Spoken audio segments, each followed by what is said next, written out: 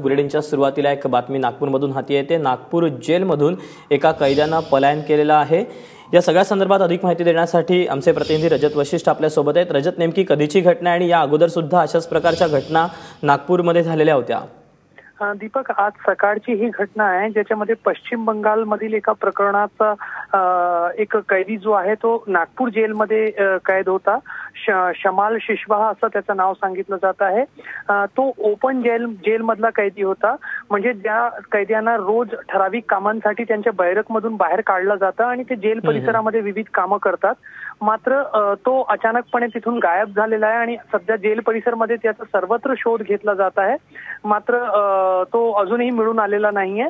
जसं तू विचारला, 2 वर्षापूर्वी नागपूरच्या याच जेलमधून 5 कैद्यांनी पलायन केलेला होता। ते पळून गेलेले होते। त्याच्यानंतर देशभरातून वेगवेगळ्या ठिकाणातून पोलिसांनी त्यांना अटक केलेली होती। त्यामुळे नागपूर जेलमधील जी सुरक्षितता आहे ती वारंवार चर्चेत राहते आणि आज पुन्हा आणखी एका कैद्याने नागपूर जेलमधून पलायन केलेलं आहे। दीपक, रजत, धन्यवाद दिलेल्या माहितीबद्दल। वेळोवेळी ताजे अपडेट घेत राहू।